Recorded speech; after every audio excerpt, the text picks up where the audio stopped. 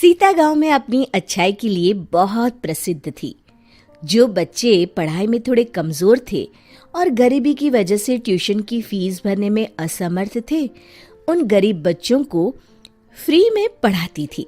रोज शाम बच्चों को पढ़ाती और उनके साथ खेलती भी। उन्हीं बच्चों में से एक बच्चा था चिंटू।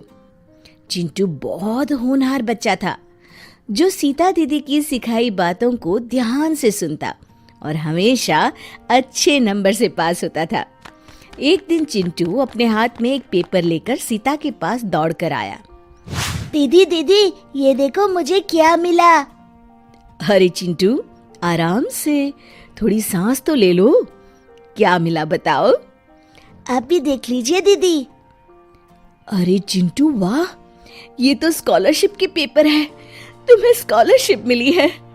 हाँ दीदी, अब मैं शहर जाकर पढ़ाई कर सकता हूँ। अरे वाह चिंटू, बहुत बहुत बधाई हो। मैं बहुत बहुत खुश हूँ तुम्हारे लिए। ये सब आपकी वजह से संभव हुआ है दीदी, धन्यवाद आपका। चिंटू, ये सब तुम्हारी मेहनत और लगन का परिणाम है। अब तुम खूब मन लगाकर पढ़ाई करना और खूब तरक्की करना। ठीक है दीदी, अब मैं घर जाता हूँ। मुझे तैयारी भी तो करनी है शहर जाने की। ठीक है चिंटू। चिंटू अब अपने आगे की पढ़ाई करने शहर चला गया। ऐसे ही वक्त बीतता गया। इस बात को 20 साल हो गए थे और सीता दीदी अब बूढ़ी हो गई थी। लेकिन एक चीज जो नहीं बदली वो थी सीता का बच्चों के प्रति प्यार, क्योंकि आज भी सीता हर शाम बच्चों को पढ़ाती। एक दिन सीता हमेशा की तरह बच्चों को पढ़ा रही थी। तभी उसने आवाज सुनी, माँ, मैं आ गया। सीता को आवाज बहुत जानी पहचानी लगी। उसका बेटा विकास, जो बचपन में शहर पढ़ने गया था, वो वापस लौट आया था। वो विकास की आवाज सुनकर बाहर आई और उससे बोली, आ गया बेटा तू शहर से?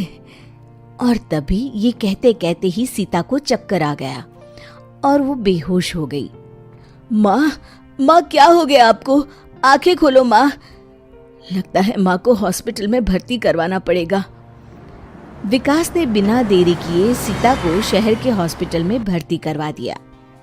उस हॉस्पिटल में सीता का 4 दिन तक इलाज चला। 4 दिन बाद जब सीता को होश आया तो उसे कुछ समझ में नहीं आ रहा था। विकास, मैं कहाँ आ गई? मुझे क्या हो गया था? तुम इतने साल बाद घर आए, पर मुझे क्या हुआ कुछ समझ में नहीं आया। कुछ याद क्यों नहीं आ रहा? तभी विकास ने माँ को सारी बात बताई। माँ, अब हम लोग घर जा सकते हैं। अब आप पूरी तरह ठीक हो गई हैं। मैं तो ठीक हो गई हूँ, पर इतने बड़े हॉस्पिटल का बिल हम कैसे चुका पाएंगे? माँ, अब चिंता मत करो। मुझे लगता है 30 या 40 हजार से ज्यादा का बिल नहीं आएगा। उतने पैसे तो है मेरे पास, मैं दे दूंगा। आपकी तबीयत ठीक हो गई है, मुझे और क्या चाहिए? सीता मुस्कुरा दी, लेकिन उसे अभी भी चिंता सता रही थी। हे भगवान, हमारी मदद करना। विकास और उसकी माँ अब बिल काउंटर पर पहुंचे। ये लीजिए आपका बिल। विकास ने जब बिल देखा तो उसके तो होश ही उड़ गए। बिल 90,000 का था। क्या हुआ बेटा, कितना बिल है? अब माँ, 90,000। क्या 90,000? हे भगवान, इतने पैसे कहाँ से आएंगे? हम तो इस शहर में किसी को जानते भी नहीं। माँ, आप फिक्र मत कीजिए। विकास माँ से बात कर ही रहा था, तभी वहाँ वो डॉक्टर और नर्स आ गए जो सीता का इलाज कर रहे थे। अब कैसी तबीयत है आपकी?